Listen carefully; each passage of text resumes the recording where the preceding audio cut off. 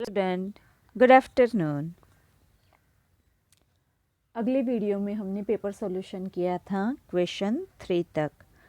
आज हम फिर से मैं आपको पेपर सॉल्यूशन आज के वीडियो में करवा रही हूँ। क्वेश्चन नंबर 4A से हम स्टार्ट करेंगे, ठीक है। तो क्वेश्चन नंबर 4 है ए, उसके अंदर आपको एक परिच्छेद दिया गया है। निम्नलिखित परिच्छेद के नीचे दिए गए प्रश्नों के उत्तर लिखिए। तो परिच्छेद है वो इस तरह से है।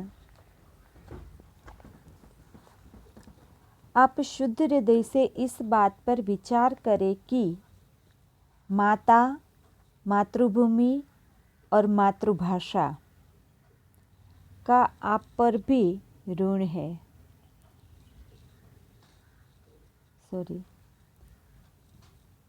आप पर भी उनका ऋण है।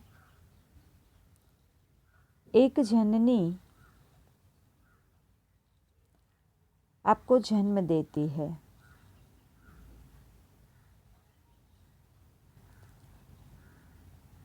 एक की गोद में खेल कूद कर और खा पीकर आप पुष्ट होते हैं और आपको अपने भावों को प्रकट करने की शक्ति देकर आपके सांसारिक जीवन को सुखमय बनाती है। जिसका आप पर इतना उपकार है, उसके लिए कुछ करना क्या आपका परम कर्तव्य नहीं है? प्यारे भाइयों, उठो, आलस्य छोड़ो, काम करो और अपनी मातृभाषा की सेवा में तत्पर हो जाओ। इस व्रत का पालन करना तलवार की धार पर चलने के समान है।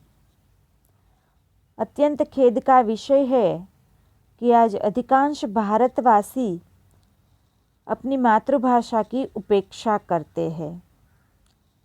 वह अंग्रेजी बोलकर अपने अहंकार तथा दूषित मनोवृत्ति का परिचय देते हैं।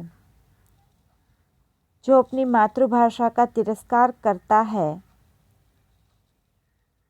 उसे कभी देशभक्त नहीं कहा जा सकता। तो ये था आपका परिचय। अब इनके हिसाब से आपको प्रश्न यहाँ दिए गए हैं, उनके आंसर आपको लिखने थे। पहला प्रश्न है, हम पर किस किस का ऋण है? तो उनका आंसर है, हम पर माता और मातृभूमि का ऋण है। आगे क्वेश्चन नंबर 2, माता का ऋण हमें क्यों अदा करना चाहिए? तो उनका आंसर है, हमें माता का ऋण अदा करना चाहिए क्योंकि उसी ने हमें जन्म दिया है। क्वेश्चन नंबर 3, किस व्रत का पालन करना अत्यंत कठिन है? तो उनका आंसर है,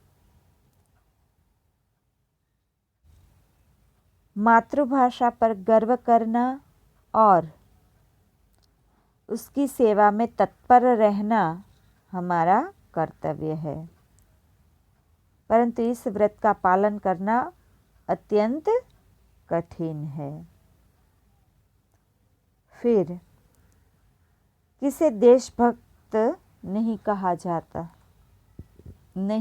जा सकता? तो उनका आंसर है, जो मातृभाषा का तिरस्कार कर अंग्रेजी बोलने में गर्व अनुभव करता है, उसे देशभक्त नहीं कहा जा सकता।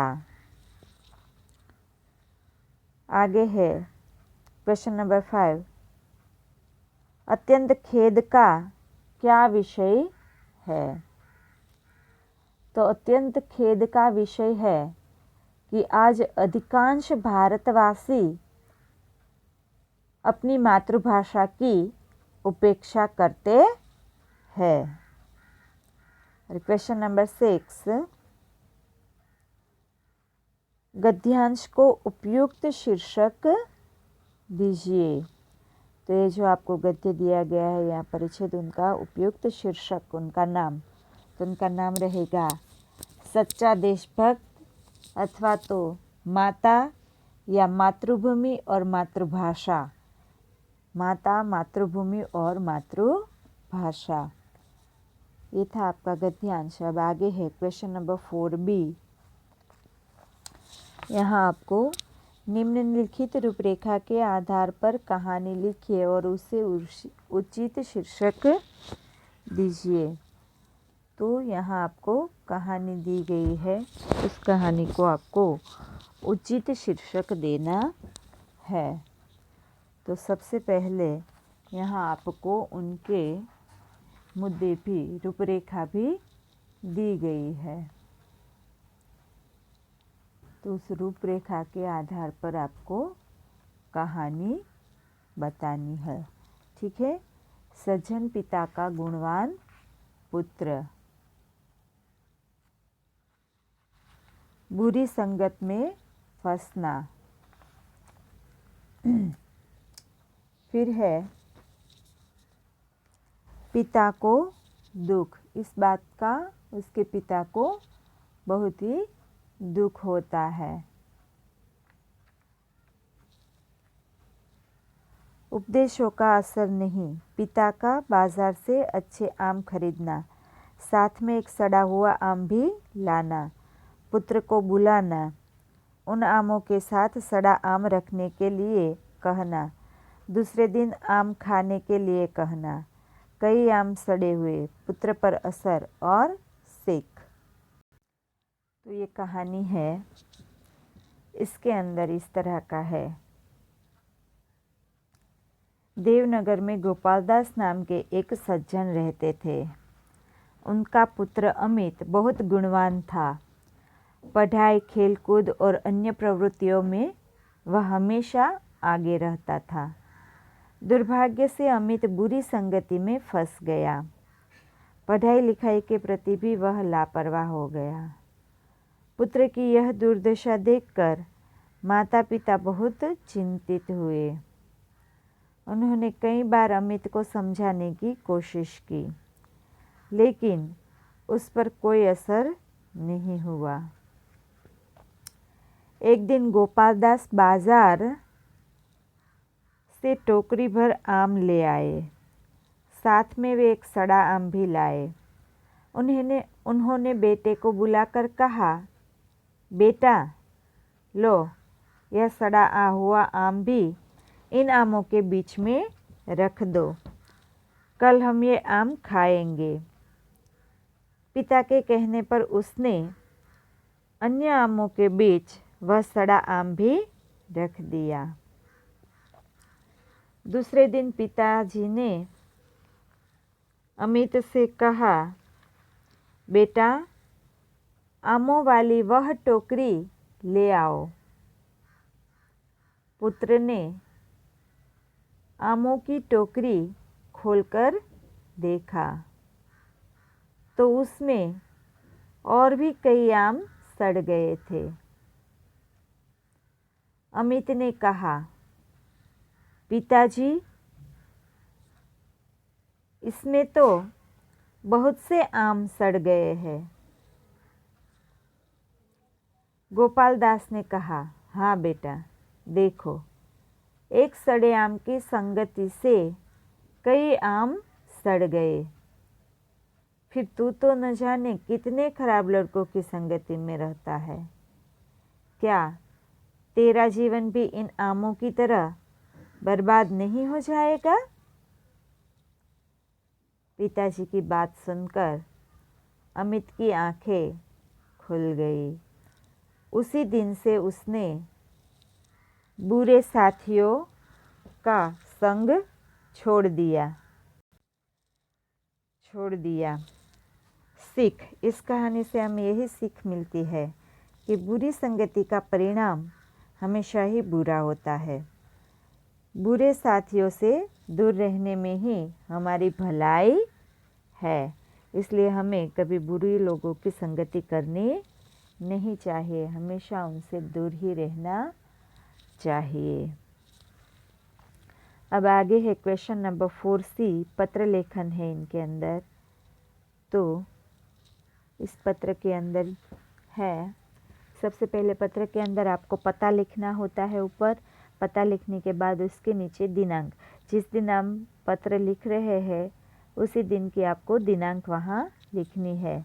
मैंने जो पत्र दिया था उसमें ये पता था 23 गिरी विहार, गांधी मार्ग, औरंगाबाद 431001, ये उनका पिन कोड नंबर है। पते में हमेशा पिन कोड भी लिखना पड़ता है, लिखना चाहिए। और फिर दिनांक, तो जिस दिन आप पत्र लिखते हैं उसी दिन की दिनांक आपको यहाँ लिखनी है। फिर अपने फ्रेंड को संबोधन करना, प्रिय सखी, फिर जो भी नाम है आपकी फ्रेंड का वो वहाँ लिखना है। सप्रेम नमस्ते, आज ही तुम्हारा पत्र मिला। राष्ट्रभाषा प्रवेश परीक्षा में विशेष योग्यता से उत्तीर्ण होने पर तुम्हें मेरी ओर से ढेर सारी बधाइयाँ। मैं जानती हूँ कि तुम बहुत परिश्रमी और प्रतिभाशाली हो। तुम्हारे लिए कोई भी परीक्षा उत्तीर्ण करना कठिन नहीं है। हिंदी के प्रति तुम्हें पहले से ही बहुत लगाव है। स्कूल में भी हिंदी में सबसे अधिक अंक हमेशा तुम्हें ही मिलते हैं। प्रवेश परीक्षा में प्रथम श्रेणी में विशेष योग्यता से उत्तीर्ण होकर तुमने अपने विद्यालय का नाम रोशन किया है। तुम जैसी तेजस्वी सहेली पाकर मैं गर्व का अनुभव कर रही हूँ। तुम्हें उपहार के रूप में देने के लिए मैंने एक बढ़िया पेन सेट खरीदा है। एक बार फिर बधाई के साथ, तुम्हारी सखी। फिर आपका जो भी नाम है वो आप वहाँ लिख दीजिए, ठीक है। ये था आपका पत्र लेखन। अब आगे है क्वेश्चन 5A, निम्नलिखित विषयों में से किसी एक विषय पर 100 शब्दों में निबंध लिखिए। तो यहाँ आपको 3 निबंध दिए गए हैं, दूरदर्शन लाभ हानि, 15 अगस्त या पेड़ हमारे मित्र। इनमें से आप कोई भी निबंध लिख सकते हैं, आपका मनपसंद, ठीक है। पर यहाँ मैं आपको एक निबंध करवाऊंगी। सारे निबंध आपको वैसे मैंने पहले करवा ही दिए हैं, आज मैं आपको सिर्फ एक निबंध बता रही हूँ, वो है 15 अगस्त। तो 15 अगस्त भारत की आज़ादी का दिन है। यह हमारा राष्ट्रीय त्यौहार है। आज़ादी के पहले भारत पर अंग्रेजों का शासन था। देश के लोगों ने आज़ादी के लिए अनेक आंदोलन किए, कुर्बानियाँ दी। आखिर 15 अगस्त 1947 के दिन हमारा भारत आज़ाद हुआ। इस दिन से अपने देश में अपना शासन शुरू हुआ। इस दिन की खुशी में हर साल 15 अगस्त का त्यौहार देश भर में बड़ी धामधूम से मनाया जाता है। 15 अगस्त के दिन सार्वजनिक छुट्टी रहती है, सभी को छुट्टी मिलती है उस दिन। स्कूल, कॉलेज और सार्वजनिक जो गवर्नमेंट ऑफिस है वहाँ सभी जगह वहाँ छुट्टी रहती है। इस दिन पाठशालाओं में कई कार्यक्रम रखे जाते हैं। सवेरे ध्वजवंदन और भाषण होते हैं। इस दिन सरकारी कार्यालयों और अन्य इमारतों पर राष्ट्रीय ध्वज फहराए जाते हैं। शाम को विविध जगह सभाएं होती हैं और नेताओं के भाषण होते हैं। कई जगह सांस्कृतिक और मनोरंजन कार्य होते हैं। इस दिन हमारे देश की राजधानी दिल्ली का रंग देखने लायक होता है।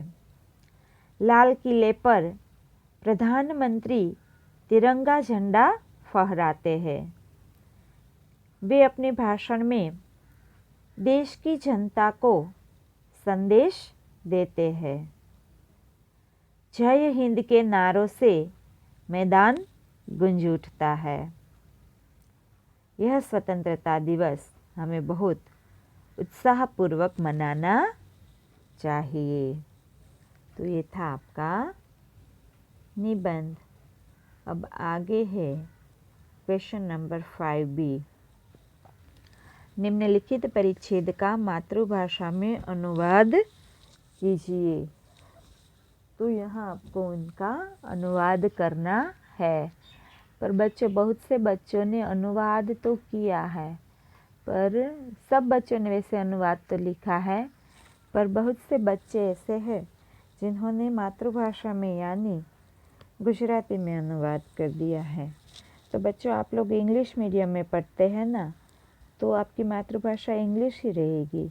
तो आप लोगों को इंग्लिश मीडियम वाले बच्चे को मातृभाषा में अनुवाद जब भी पूछा जाए तो आपको इंग्लिश में ही लिखना होता है। पर कोई बात नहीं, इस बार तो इसमें कोई दिक्कत नहीं है। पर अगली बार जब भी एग्ज़ाम आए और आपको अनुवाद पूछा जाए तो आपको अंग्रेजी में ही उसका अनुवाद करना है। ठीक है बच्चों। आगे है क्वेश्चन 5B। इनके अंदर आपको ट्रांसलेशन करना है। तो इस तरह से पैराग्राफ है।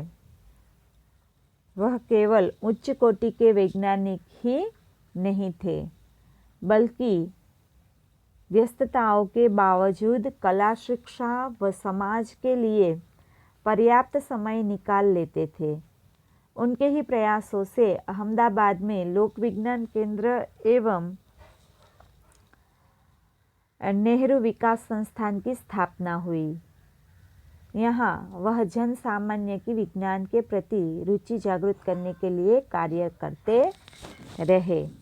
तो इनका ट्रांसलेशन है, He was not only a high quality scientist, but though he remained busy in his work, he found enough time for art, education and society. Because of his effort, Public Science Center and Nehru Foundation for Development were established in Ahmedabad. Here he would work to create interest of common people in science. तो बच्चों, आज का हमारा video यहीं तक रहेगा। मैंने आपको पूरे का पूरा पेपर सॉल्यूशन करवा दिया है। अगले वीडियो में हम नए सेम का नया चैप्टर स्टार्ट करेंगे। ठीक है। Thank you student.